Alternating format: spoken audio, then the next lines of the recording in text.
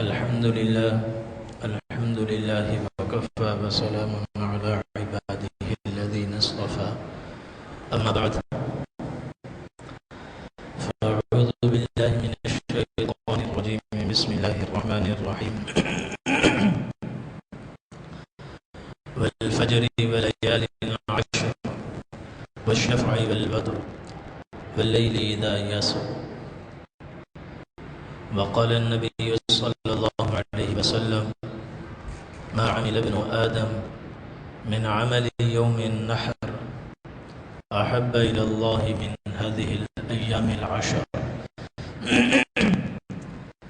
أو كما قال صلى الله عليه وسلم۔ میرے محترم دوستو، میرے بھائیو، اللہ رب العزت نے ہمیں نیکیوں کا ایک خوبصورت اور ایک اہم ترین مہینہ عطا فرمایا ہے۔ یہ نیکیوں کا سیزن ہے اور دنیا اور آخرت بنانے کا حسین موقع ہے۔ جب اللہ تعالیٰ وقفے سے ایسے مواقع اپنے فضل سے عطا فرماتے ہیں جس میں اللہ بندوں کے عمل کی قیمت بڑھا دیتے ہیں، ان کا اجر و ثواب بڑھا دیتے ہیں اور ان کے درجات پہلے سے زیادہ بلند ہوتے ہیں، گناہ معاف ہوتے ہیں۔ تو یہ اللہ تعالیٰ کا خاص فضل ہے، خاص رحمت ہے، جو اللہ تعالیٰ ہر انسان کو اعلیٰ درجے کی کامیابی عطا فرمانے کے لیے کبھی ذی الحجہ کا مہینہ عطا فرماتے ہیں، کبھی اشہر حرم عطا فرماتے ہیں، کبھی جمعہ کا دن عطا فرماتے ہیں اور کبھی رمضان المبارک کا مہینہ عطا فرماتے ہیں، کبھی شعبان المعظم کا عظیم مہینہ عطا فرماتے ہیں۔ یہ اللہ تعالیٰ کی خصوصی رحمت ہے۔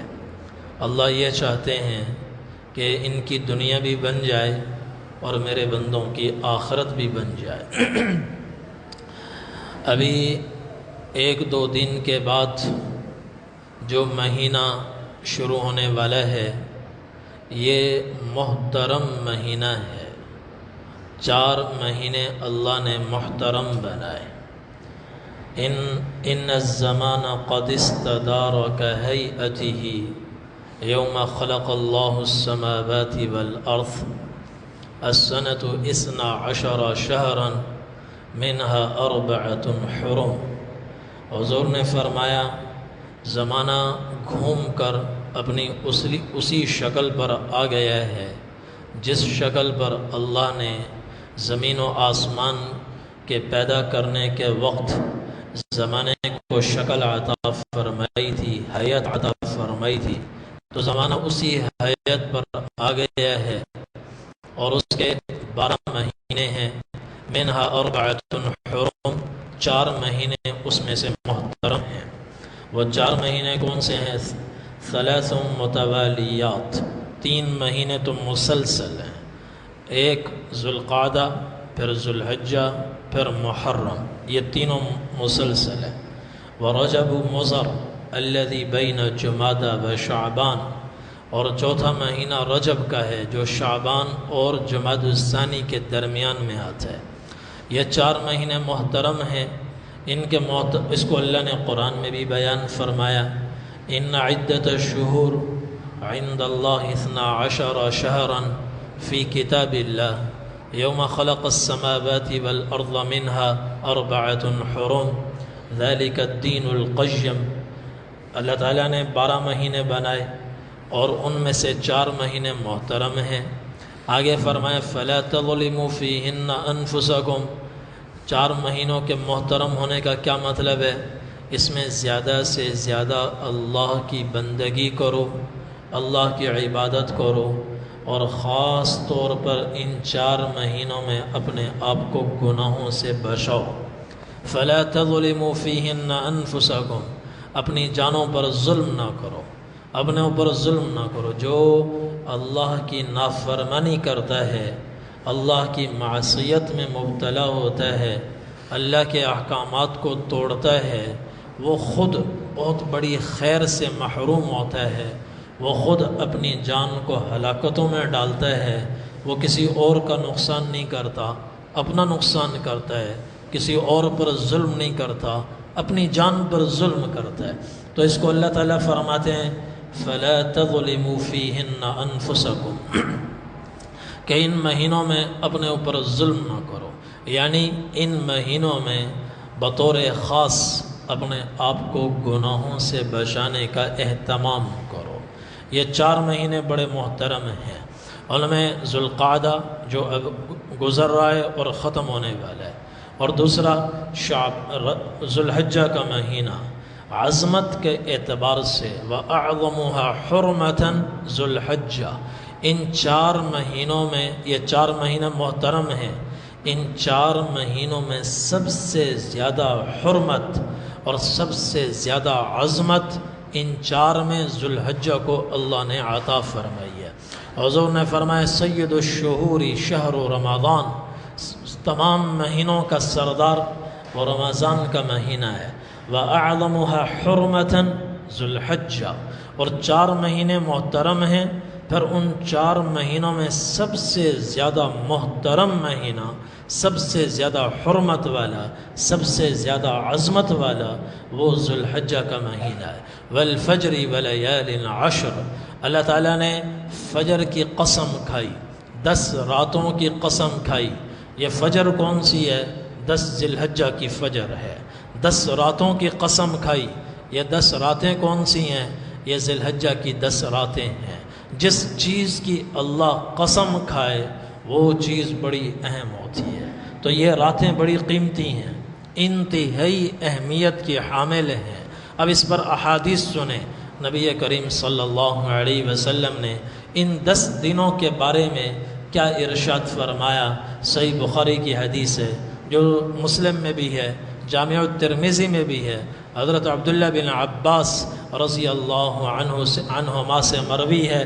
وہ فرماتے ہیں نبی کریم صلی اللہ علیہ وسلم نے ارشاد فرمایا ما عمل ابن آدم ما من ایام العمل الصالح فیہن احب الی اللہ من هذه الایام العشر، کہ نیک عمل، انسان کا نیک عمل پورا سال جب بھی وہ نیک عمل کرتا ہے اللہ کو بہت پسند آتا ہے، اللہ کو پسند آتا ہے۔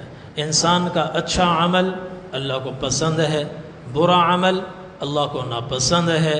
تو 12 مہینے میں دن رات میں جب بھی کوئی نیک عمل کرتا ہے اللہ کی محبت اس کی طرف متوجہ ہوتی ہے، اور وہ اللہ کی محبت کا مرکز بن جاتا ہے، محبوب بن جاتا ہے یہ عمل کرنے والا۔ لیکن حضور نے فرمایا پورے سال نیک عمل اللہ کو پسند ہے، مگر جتنا ان 10 دنوں میں انسان کا نیک عمل اللہ کو پسند ہے اتنا پسند کسی اور دن میں نہیں ہے، کسی اور مہینے میں نہیں ہے۔ ان 10 دنوں میں انسان نفل پڑھتا ہے، اللہ کو بے حد پسند ہے، اللہ کی محبت اس کی طرف متوجہ ہوتی ہے، اور وہ ذکر کرتا ہے۔ ان 10 دنوں میں جو اللہ کی محبت اس کی طرف متوجہ ہوتی ہے وہ باقی سالوں میں نہیں ہوتی۔ تو فرمایا ان 10 دنوں کا عمل اللہ کو سب سے زیادہ پسند ہے۔ صحابہ نے عرض کیا وَلَا الْجِهَادُ یا رسول اللہ، وَلَا الْجِهَادُ فِي سَبِيلِ اللَّهِ، عام دنوں کا جہاد وہ بھی ان 10 دنوں کے عمل کے مقابلے میں پسند نہیں ہے، وہ کم درجے کا ہے، یہ زیادہ ہے۔ آپ نے فرمایا وَلَا الْجِهَادُ فِي سَبِيلِ اللَّهِ، ان 10 دنوں کا عمل عام دنوں کے جہاد کے مقابلے میں بھی اللہ کو زیادہ محبوب ہے۔ پھر فرمایا إِلَّا رَجُلٌ خَرَجَ بِنَفْسِهِ وَمَالِهِ فَلَمْ يَرْجِعْ مِنْ ذَلِكَ بِشَيْءٍ، ہاں کوئی آدمی اگر اس طرح جہاد پر نکلے کہ وہ گھوڑے پہ اپنی سواری پہ سوار ہو، ہتھیار سے لیس ہو کر دشمن سے برسر پیکار ہو، اور یہ جہاد اللہ کے دین کہ کلمے کو، اللہ کے کلمے کو بلند کرنے کے لیے ہو، اللہ کے دین کو اونچا کرنے کے لیے ہو، اور وہ دشمن سے ٹکرائے، لڑے، جہاد کرے، اور اس طرح کرے کہ خود بھی شہید ہو جائے اور اس کا سارا مال و متاع دشمن کے ہاتھ لگ جائے، نہ اس کی لاش واپس آئے، نہ اس کا وجود واپس آئے، نہ وہ خود واپس آئے، نہ اس کا گھوڑا واپس آئے، نہ اس کے ہتھیار واپس آئیں، سب اللہ کے نام پر قربان ہو جائیں، فنا ہو جائیں، تو فرمایا اس درجے کا جہاد اگر عام دنوں میں ہو تو وہ ان 10 دنوں کے عمل کے برابر ہو سکتا ہے، ورنہ اس سے کم درجے کا جہاد ان 10 دنوں کے عمل کے برابر نہیں ہو سکتا۔ ان 10 دنوں کا عمل سب سے زیادہ اونچا عمل ہے، سب سے زیادہ اللہ کو محبوب ہے۔ کتنی قیمتی راتیں ہیں اور کتنے قیمتی دن ہیں۔ اور پھر ایک حدیث اور ہے جو طبرانی میں اور مسند احمد میں مروی ہے، وہ بھی حضرت عبداللہ بن عباس رضی اللہ عنہما سے مروی ہے۔ وہ فرماتے ہیں نبی کریم صلی اللہ علیہ وسلم نے ارشاد فرمایا، ما من ایام اعظم عند اللہ ولا احب الی اللہ العمل فیہن من ایام العشر، کہ ان 10 دنوں کا عمل اللہ کے ہاں سب سے زیادہ عظیم عمل بن جاتا ہے۔ کسی دن کا عمل اتنا عظیم نہیں ہوتا جتنا ان 10 دنوں کا عمل اللہ کے ہاں عظیم ہے، اور کسی دن کا عمل اللہ کو اتنا محبوب نہیں جتنا ان 10 دنوں کا عمل اللہ کو محبوب ہے۔ پھر آپ نے فرمایا فَأَكْثِرُوا فِيهِنَّ مِنَ التَّسْبِيحِ وَالتَّهْلِيلِ وَالتَّكْبِيرِ وَالتَّحْمِيدِ، 4 تسبیحات کثرت سے کرو، 4 تسبیحات، 4 ذکر کثرت سے کرو، سبحان اللہ کی کثرت کرو، الحمدللہ کی کثرت کرو، لا الہ الا اللہ کی کثرت کرو، اللہ اکبر کی کثرت کرو۔ یہ 4 ذکر ان 10 دنوں میں سب سے زیادہ کرو، چلتے پھرتے اٹھتے بیٹھتے، تسبیحات میں ہو، تسبیح نہ بھی ہو تو زبان پر ان 4 میں سے کوئی نہ کوئی ذکر ہر وقت جاری رہنا چاہیے۔ کسی کام میں مشغول ہوں، وہ کام سر انجام دینا ضروری ہو تو بے شک دیں، اپنا کام کریں، اور جب فرصت ہو تو پھر ذکر کوئی نہ کوئی ان 4 میں سے کوئی ذکر زبان پر ہو، کبھی سبحان اللہ، کبھی الحمدللہ، کبھی لا الہ الا اللہ، کبھی اللہ اکبر۔ پھر ایک حدیث اور ہے، اس میں یہ 4 ذکر ایک لڑی میں خود حضور نے پرو کر دیے۔ یہ 4 ذکر، 4 تسبیحات خود حضور پاک صلی اللہ علیہ وسلم نے ایک لڑی میں پرو کر دیے ہیں کہ یوں پڑھ لو، سبحان اللہ والحمد للہ ولا الہ الا اللہ واللہ اکبر۔ یہ 4 ایک ہی میں موجود ہیں۔ اگر یہ کلمہ پڑھیں گے تو 4 پر بیک وقت عمل ہوتا رہے گا، سبحان اللہ والحمد للہ ولا الہ الا اللہ واللہ اکبر۔ سب کو تقریباً یہ تسبیح یاد ہوگی، بس ان 10 دنوں میں اس کی کثرت ہو۔ ایک اور حدیث ہے، حضرت ابو ہریرہ رضی اللہ عنہ سے مروی ہے، وہ فرماتے ہیں کہ نبی کریم صلی اللہ علیہ وسلم نے ارشاد فرمایا، جامع الترمذی کی حدیث ہے کہ ما من ایام احب الی اللہ ان یتعبد له فیہن من هذه الایام العشر، کہ کسی دن کی عبادت اللہ کو اتنی پسند نہیں جتنی ان 10 دنوں کی عبادت اللہ کو پسند ہے۔ عبادت کا مفہوم بہت وسیع ہے۔ عبادت صرف ذکر کرنے کو نہیں کہتے، کوئی بھی خیر کا کام کرنا اور اپنی 24 گھنٹے کی زندگی کو شریعت کے مطابق گزارنا۔ عبادت کا لفظ عبد سے نکلا ہے، عبد سے، اور عبد کہتے ہیں غلام کو۔ 24 گھنٹے اللہ کے غلام بن کر زندگی گزارو۔ آقا اور ملازم دونوں ساتھ ساتھ چل رہے ہوں، دونوں کے حلیے سے پتہ چلتا ہے ان میں سے آقا کون سا ہے، ملازم کون سا ہے۔ ہمارے حلیے سے پتہ چلے ہمارے اوپر کسی کی حکومت ہے، ہم آزاد نہیں ہیں، ہم آزاد نہیں ہیں، من مانی کرنے والے نہیں ہیں۔ ہمارا چہرہ بتائے ہم کسی کے غلام ہیں، ہمارا لباس بتائے ہم کسی کے غلام ہیں، ہمارا چلنا بتائے ہم کسی کے غلام ہیں، ہماری نشست و برخاست بتائے ہم کسی کے غلام ہیں، ہمارے کھانے پینے کا انداز بتائے ہم کسی کے غلام ہیں۔ حضور پاک صلی اللہ علیہ وسلم بیٹھ کر کھاتے تھے۔ حضرت عائشہ رضی اللہ عنہا نے عرض کیا یا رسول اللہ اوپر ہو کر کھائیں؟ آپ نے فرمایا نہیں، آکل کما یأکل العبد، ایسے کھاؤں گا جیسے غلام بیٹھ کے کھاتا ہے۔ آکل کما یأکل العبد، میں ایسے کھاؤں گا جیسے غلام کھاتا ہے، جیسے آقا کھاتے ہیں مالدار کھاتے ہیں اس طرح نہیں، جیسے غلام کھاتا ہے۔ غلاموں کو دیکھو، خستہ حال لوگوں کو دیکھو، وہ کیسے بیٹھ کر کھانا کھاتے ہیں۔ سیلانی کے دسترخوان پر دیکھو لوگ کیسے بیٹھ کر کھانا کھاتے ہیں۔ امیروں کا کھانے کا انداز قابل تقلید نہیں ہے، غریبوں کے کھانے کا انداز وہ قابل اتباع ہے، وہ قابل تقلید ہے۔ حضور نے فرمایا آکل کما یأکل العبد، ایسے کھاؤں گا جیسے غلام کھاتا ہے۔ تو یہ حدیث حضور پاک صلی اللہ علیہ وسلم نے فرمایا ان 10 دنوں کی عبادت اللہ کو جتنی پسند ہے اتنی پسند کسی اور دن کی عبادت نہیں ہے۔ عبادت عبدیت سے، غلام بن کر، بندہ غلام بن کر جھکا ہوا چلے، تواضع کے ساتھ چلے، عاجزی انکساری کے ساتھ ہو، اور اللہ کی مان کر چلے، اللہ کے ہر حکم کو زندہ کرے، نافرمانی سے اپنے آپ کو بچائے۔ یہ عمل ان 10 دنوں میں اللہ کو جتنا پسند ہے کسی اور دن میں اتنا نہیں ہے۔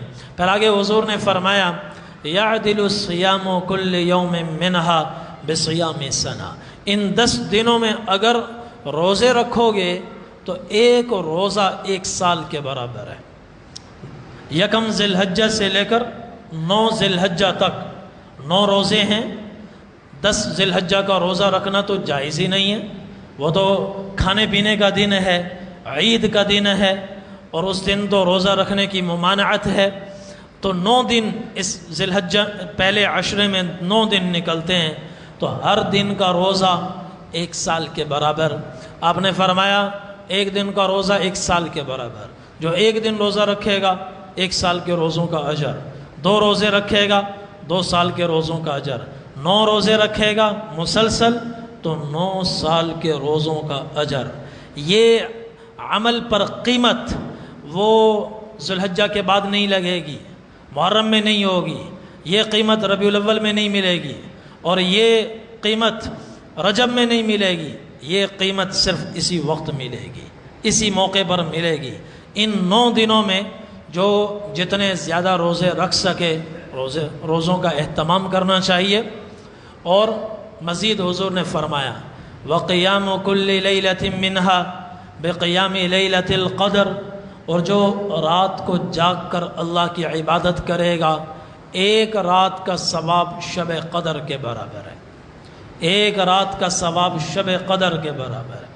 پوری رات کا جاگنا اگر مشکل ہو تو کم از کم 3 کام کر لیں، ہر آدمی 3 کام کا اہتمام کرے اور اس میں چوکے نہیں، اس میں پھر کمی نہ آنے دے۔ عشاء کی نماز آرام اطمینان سے سکون کے ساتھ بعد جماعت ادا کرے، فجر کی نماز بعد جماعت ادا کرے، اور نمبر 3 تہجد کا اہتمام کرے۔ تہجد 8 رکعت پڑھ لیں، 8 رکعت تہجد پڑھ لیں، انشاءاللہ ان 3 کاموں پر اللہ تعالیٰ پوری رات کی عبادت کا اجر عطا فرمائیں گے اور شب قدر کا ثواب ملے گا۔ یہ 3 کام کرنا، پوری رات جاگنا تو مشکل ہے، تو 3 کام کرنا تو آسانی ہے۔ اگر تہجد میں اٹھنا مشکل ہو تو اس کا طریقہ یہ ہے کہ ظہر کے وقت میں 1 آدھ گھنٹہ نکال کر کچھ دیر آرام کریں۔ قیلولہ کرنا مسنون ہے، اور اس سے کمر سیدھی ہو جاتی ہے، سستی کاہلی دور ہو جاتی ہے، رات کو اٹھنے میں اس سے بڑی مدد ملتی ہے۔ اور ہمارا حال یہ ہے، ہم صبح 10 بجے اٹھتے ہیں تو دوپہر کو نیند ہی نہیں آتی، اور رات کو پھر 12 بجے 1 بجے تک جاگتے رہتے ہیں۔ تو 1 بجے جو سوئے گا وہ تو صبح تہجد میں نہیں اٹھ سکتا۔ حدیث شریف میں ہے حضور پاک صلی اللہ علیہ وسلم کان یکرہ النوم قبلہا والحدیث بعدہا، نبی کریم صلی اللہ علیہ وسلم کو عشاء کی نماز سے پہلے کسی کا سونا پسند نہیں تھا، اور عشاء کی نماز کے بعد کسی کا گپیں لگانا، خوش گپیاں کرنا، محفلیں سجانا یہ پسند نہیں تھا۔ آپ کی تعلیم یہ ہے عشاء سے پہلے مت سوو، عشاء کی نماز پڑھ کے سوو، اور عشاء کے بعد پھر جلدی سونے کا اہتمام کرو۔ جو جلدی سوئے گا انشاءاللہ وہ صبح 3:30 بجے اٹھا ہوا ہوگا، خود بخود آنکھ کھل جائے گی، اور اللہ سے مانگ کر سوئیں اور الارم لگا کر سوئیں، کسی کو کہہ کر سوئیں کہ صبح مجھے اٹھا دیں۔ نبی کریم صلی اللہ علیہ وسلم نے ارشاد فرمایا رحم اللہ امرأن، اللہ اس آدمی کا بھلا کرے، اللہ اس آدمی کا بھلا کرے، اس پر اپنی کروڑوں رحمتیں نازل فرمائیں۔ کون؟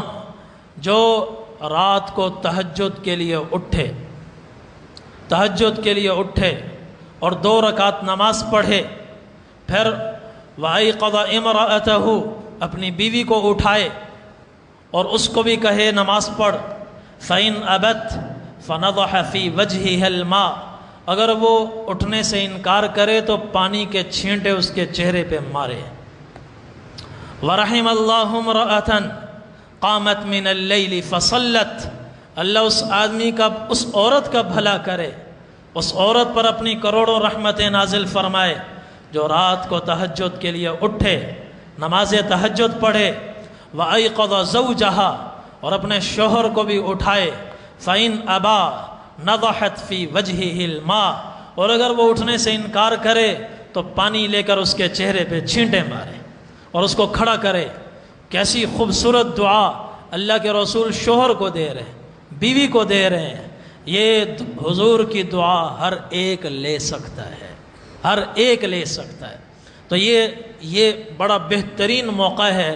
حضور نے فرمایا صیام کل یوم منہا بصیام سنہ، ایک دن کا روزہ 1 سال کے روزوں کے برابر، وقیام کل لیلۃ منہا بقیام لیلۃ القدر، اور ایک رات کی شب بیداری شب قدر کے برابر۔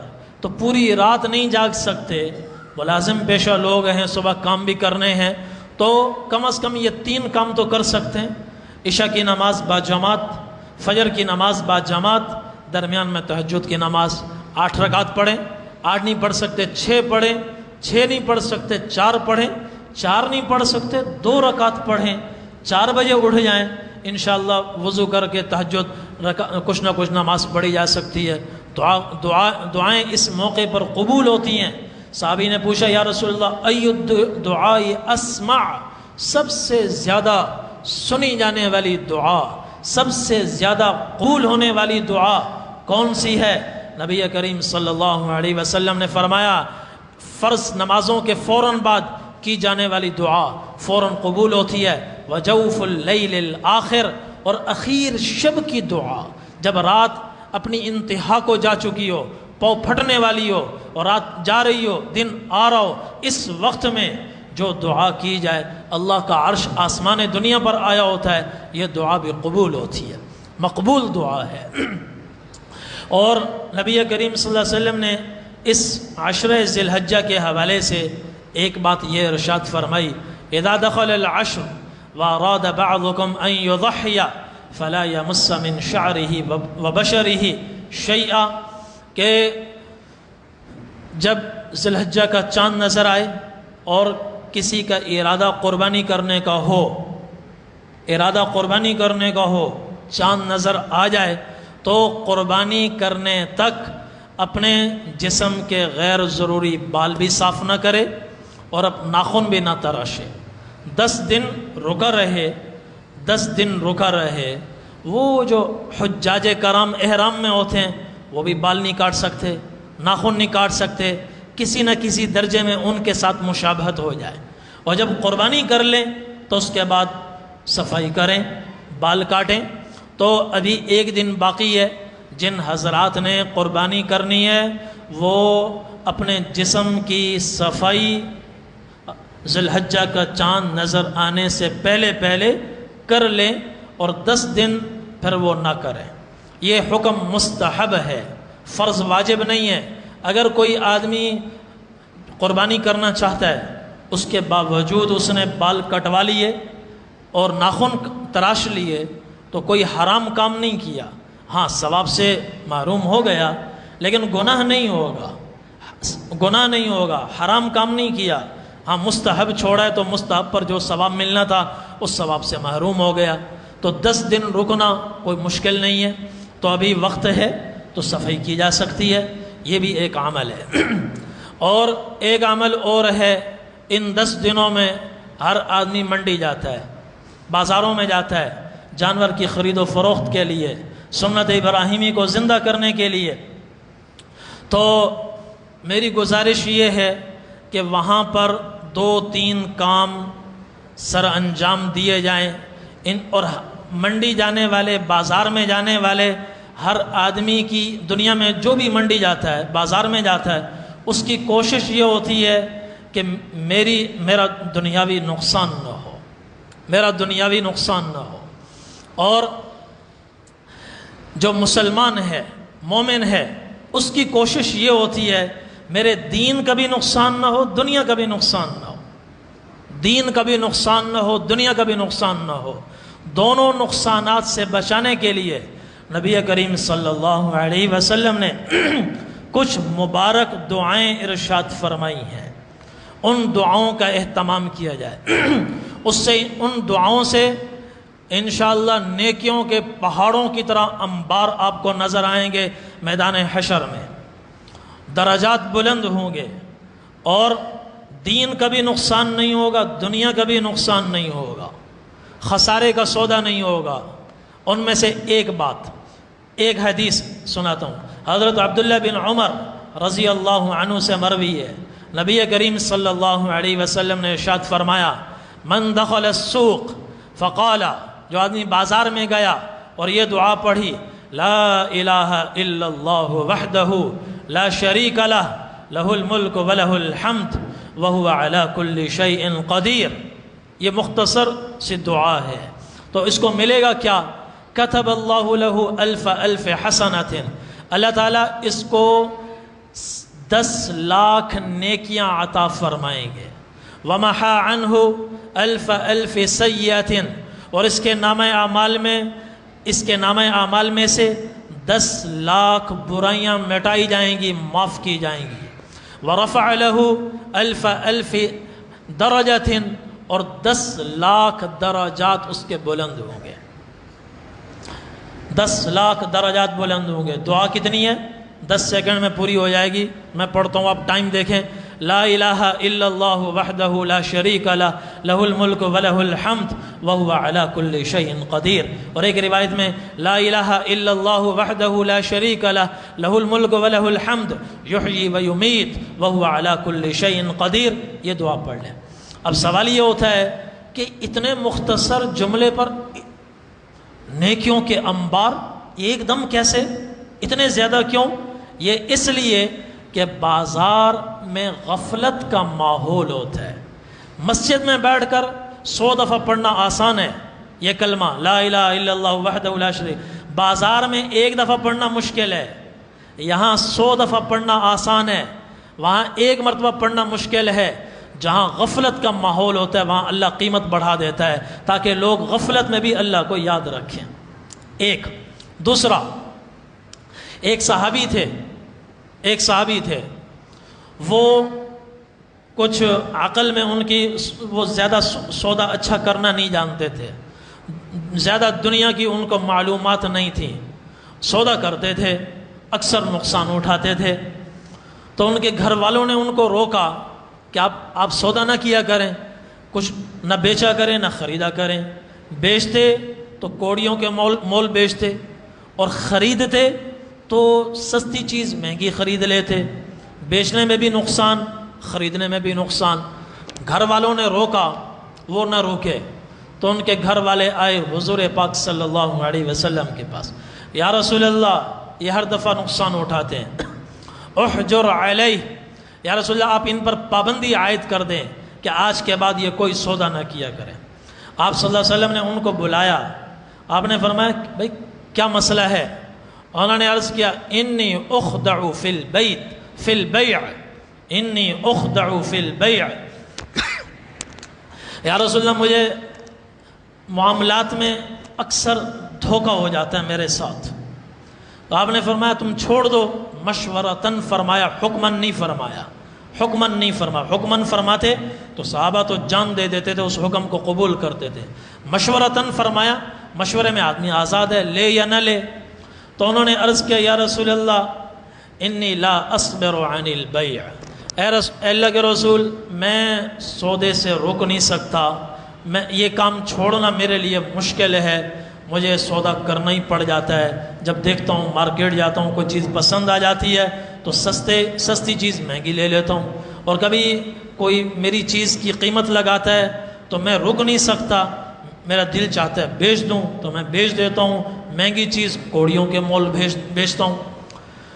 تو آپ نے فرمایا جب تم رک نہیں سکتے اور سودا بھی کرتے ہو اور اس میں نقصان بھی اٹھاتے ہو تو پھر اس کا طریقہ یہ ہے نقصان سے بچنے کا کہ جب تم سودا کیا کرو تو سودا کرتے وقت یوں کہا کرو لا خلابہ۔ کتنا چھوٹا جملہ ہے، لا خلابہ، اس کے لفظی معنی ہے کہ بھائی مجھ سے خیانت نہ کرنا، مجھے دھوکہ نہ دینا، دھوکہ نہ دینا، یہ جملہ ہے، یہ کہہ دیا کرو، انشاءاللہ تمہیں دھوکہ نہیں ہوگا۔ حضرت عبداللہ بن عمر رضی اللہ عنہ فرماتے ہیں میں نے ایک دن ان کو منڈی میں دیکھا، سودا کر رہے تھے اور کہہ رہے تھے لا خلابہ لا خیانہ، لا خلابہ لا خیانہ، سودا کرتے تھے پھر دھوکہ نہیں ہوتا تھا، ان کو نقصان نہیں ہوتا تھا۔ تو یہ جملہ جب بھی سودا کریں تو یہ جملہ ضرور کہیں، لا خلابہ لا خیانہ، پھر اس کی برکتیں دیکھیں، نقصان سے بچیں گے، خسارے سے بچیں گے، دھوکے سے بچیں گے، اور سودا انشاءاللہ مفید ہوگا، آپ کو فائدہ دے گا، نقصان نہیں ہوگا۔ ایک یہ، اور دوسرا عمل حضرت بریدہ بن حصیب اسلمی رضی اللہ عنہ کی حدیث ہے۔ میں نے شروع میں بتایا دنیا میں جتنے بھی لوگ ہیں جو مارکیٹوں کا رخ کرتے ہیں، بازاروں کا رخ کرتے ہیں، منڈیوں کا رخ کرتے ہیں، ان کی کوشش ہوتی ہے ہماری دنیا کا نقصان نہ ہو، اور جو صاحب ایمان مارکیٹ میں جاتا ہے اس کی کوشش دو باتیں ہوتی ہیں، ایک نہیں دو، کہ میرے دین کا بھی نقصان نہ ہو، میری دنیا کا بھی نقصان نہ ہو۔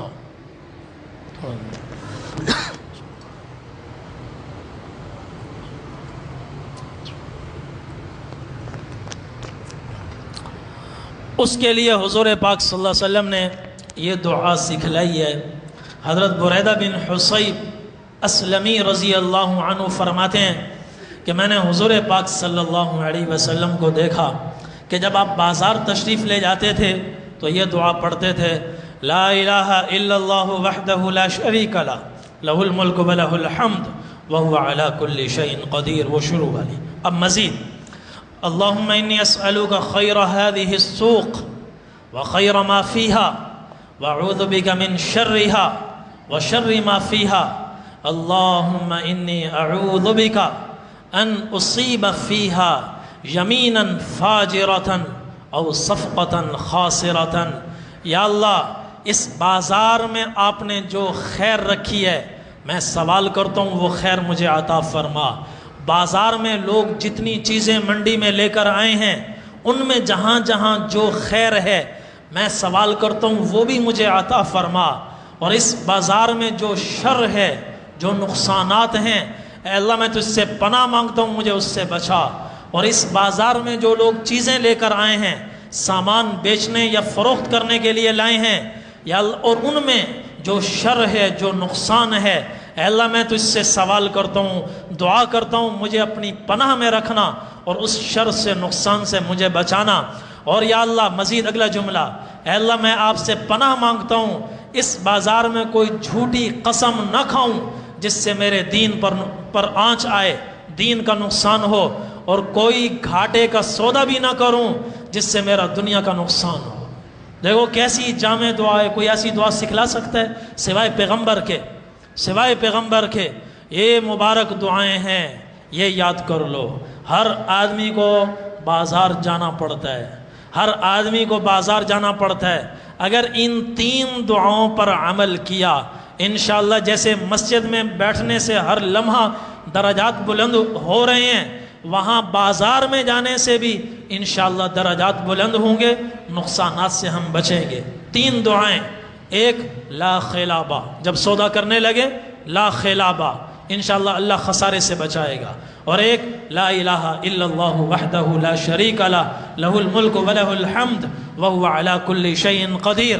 10 لاکھ نیکیاں نامہ اعمال میں لکھی جائیں گی، 10 لاکھ گناہ نامہ اعمال سے مٹائے جائیں گے، 10 لاکھ درجات بلند کیے جائیں گے۔ اور مزید اللہم انی اعوذ بک، اللہم انی اسألک خیر هذه السوق وخیر ما فیہا واعوذ بک من شرها وشر ما فیہا، اللہم انی اعوذ بک ان اصیب فیہا صفقتا خاسرہ۔